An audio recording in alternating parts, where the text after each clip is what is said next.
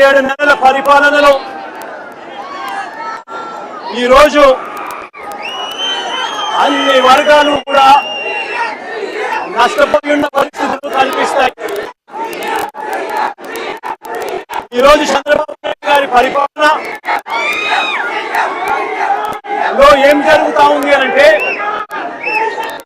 విద్యారంగము, వైద్య రంగము, వ్యవసాయ రంగము, పారిశ్రామిక రంగాలు, మహిళా సాధికారత, సుపరిపాలన అన్ని కూడా ఈరోజు విధ్వంసమే కనిపిస్తుంది చంద్రబాబు నాయుడు గారి పరిపాలనలో. చంద్రబాబు నాయుడు గారి పరిపాలనలో పొద్దున లేచినప్పటి నుంచి మనకు కనిపించేది ఏమిటి అంటే ఎవరైనా ఈ పాలన చంద్రబాబు నాయుడు గారితో అన్యాయం అయిపోయిన పరిస్థితులను ఎవరైనా ప్రశ్నిస్తే పొద్దున లేచినప్పటి నుంచి అక్రమ కేసులు, అక్రమ అరెస్టులు ఇవి మాత్రమే చంద్రబాబు నాయుడు గారి పరిపాలనలో మనకు కనిపిస్తాయి. ఈరోజు ఈ వెన్నుపోటు పార్టీ వల్ల చంద్రబాబు నాయుడు గారి పార్టీ అంటే వెన్నుపోటు పార్టీ. ఈ వెన్నుపోటు పార్టీ వల్ల రాష్ట్రానికి, ప్రజలకు బాధ తప్ప ఇక ఏదైనా కానీ మిగిలిందా అని అడుగుతున్నారు. రాష్ట్రంలో ఇవాళ వ్యవసాయ రంగాన్ని తీసుకోండి. 67% జనాభా వ్యవసాయం మీద ఆధారపడి ఉన్న నేపథ్యంలో 26 నెలల కనీసం ఏ పంట కూడా గిట్టుబాటు ధర వచ్చాయని అడుగుతా ఉన్నాను. ఈ 27 నెలలుగా 26 నెలలుగా వరికి కానీ, మొక్కజొన్న కానీ, అరటికి కానీ, కొబ్బరికి కానీ, పత్తికి కానీ, పువ్వులకు కానీ, పెసలకు కానీ, సజ్జలకు కానీ, మిర్చికి కానీ, పొగాకు కానీ, ఉల్లికి కానీ, టమాటో కానీ, కొక్కో కానీ, చీనీ కానీ, చివరికి ఆకువ రైతులకైనా కూడా ఇవాళ ఇక్కడికి వచ్చి నేను పొగాకు రైతుల ఆక్రందనల మధ్య నిలబడున్నా. ఈ పొగాకు రైతులు సంబంధించిన పంటను తీసుకున్నా. ఇవాళ కనిపిస్తున్నది ఏమిటి అంటే సంక్షోభమే. రైతులు ఇవాళ రోడ్డు పరిస్థితులు కనిపిస్తా ఉన్నాయి. ఈరోజు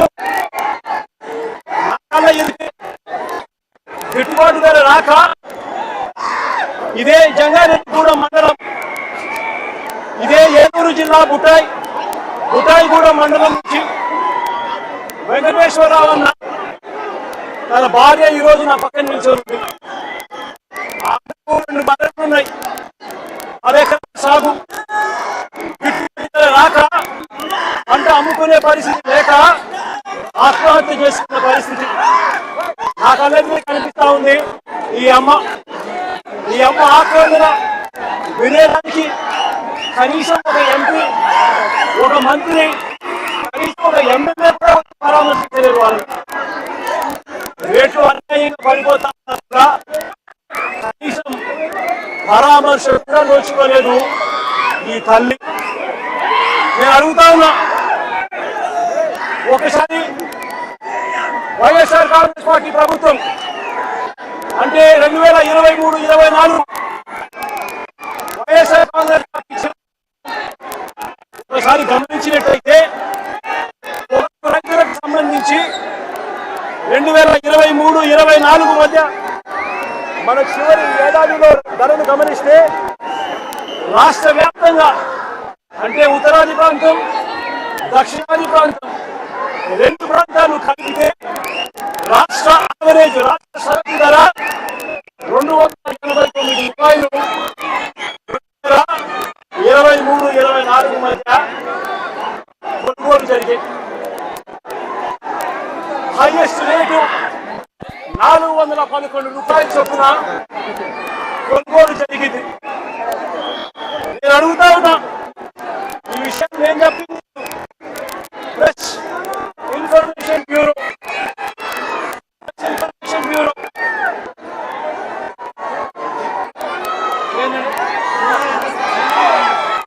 ప్రెస్ ఇన్ఫర్మేషన్ బ్యూరో 2025 జనవరి 1న అఫీషియల్ గా ప్రెస్ ఇన్ఫర్మేషన్ బ్యూరో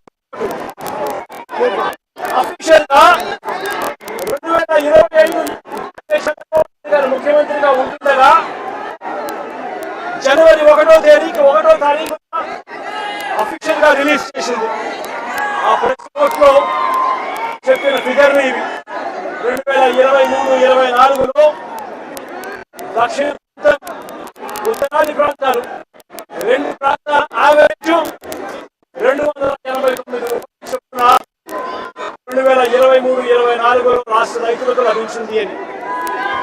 అదే మాదిరిగా హైయెస్ట్ రేటు 411 రూపాయలకు కొన్నట్టుగా నిర్ధారిస్తూ ప్రెస్ ఇన్ఫర్మేషన్ బ్యూరో అఫీషియల్ గా రిలీజ్ చేసిన ప్రెస్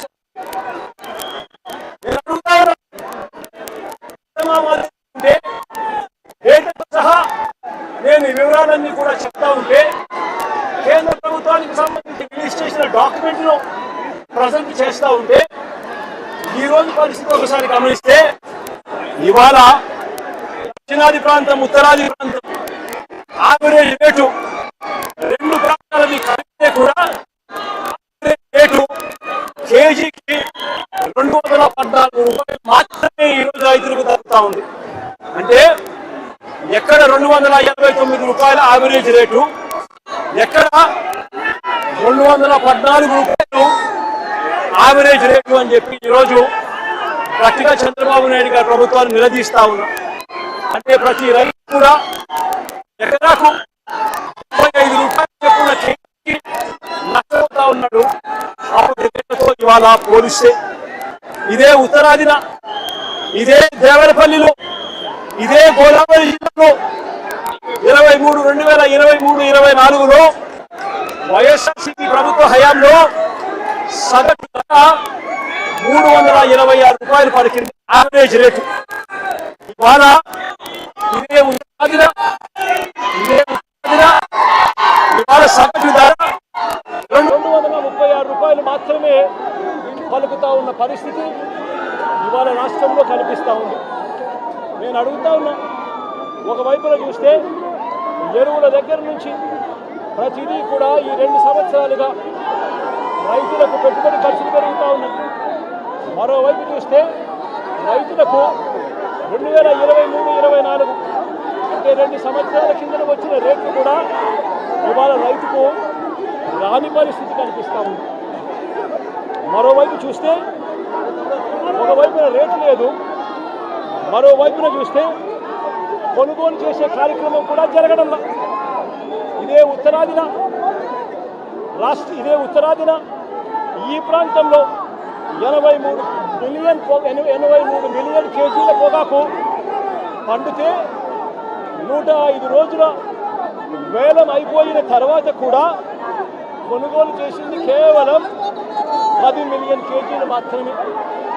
అంటే కేవలం 12% మాత్రమే పండించిన పంటలో కొనుగోలు చేసిన పరిస్థితి రైతన్నకి ఇవాళ ఇక్కడ ఉత్పన్నం అవుతా ఉంది.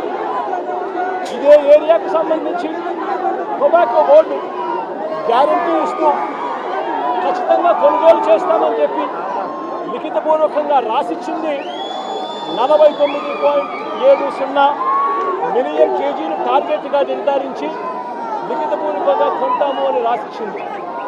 వాళ్ళు కొంటామని చెప్పిన తర్వాతనే రైతులు పంటలు వేశారు. దానితో కూడా చూసినా కూడా వీళ్ళు కొనుగోలు చేసిన 10 మిలియన్ కేజీలు